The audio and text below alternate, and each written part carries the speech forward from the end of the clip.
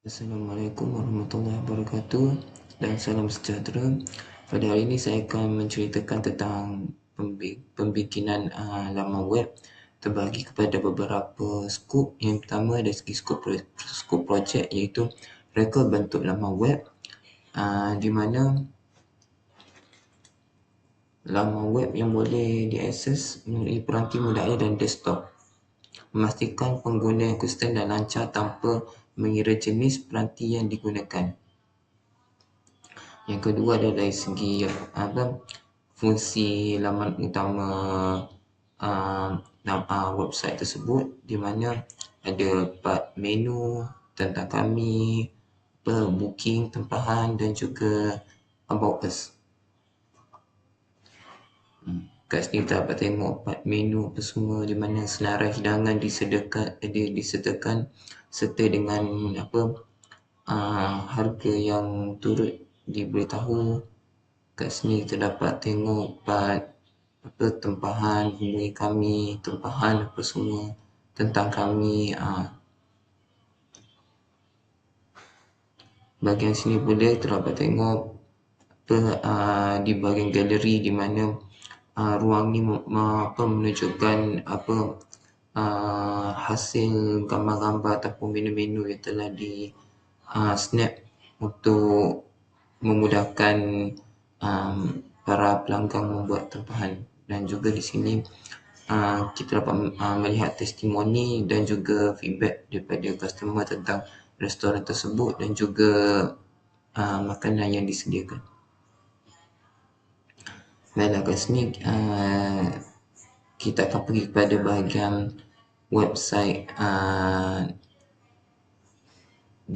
designer, di mana saya telah membuat logo untuk restoran yang saya memilih, iaitu Dini Nasi Kerabu Tumis.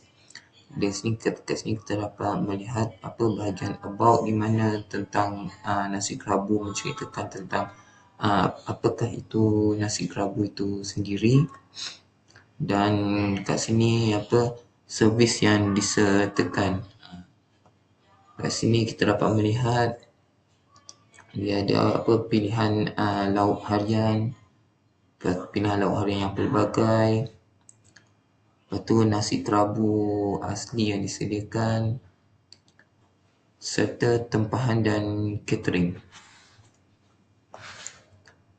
Kat sini kita dapat tengok contact us, business hour apa semua. Baiklah, sekarang kita akan pergi kepada bahagian website development, di mana kat sini kita dapat melihat kat bawah ni ada beberapa skop. Yang pertama feedback, view our menu dan juga about us. Kita akan bergerak kepada about us. Baiklah, kat sini kita dapat melihat about us ataupun tentang background nasi kerabu Lini Tumis tersebut. Dia beroperasi pada 2 petang pukul 6.30 pagi hingga 2 petang setiap hari, kecuali hari Jumaat separuh hari. Dan juga sini kita melihat location ataupun peta yang menunjukkan tempat kedai restoran tersebut. Kat sini memaparkan feedback customer, di mana customer memberikan feedback positif tentang kedai tersebut.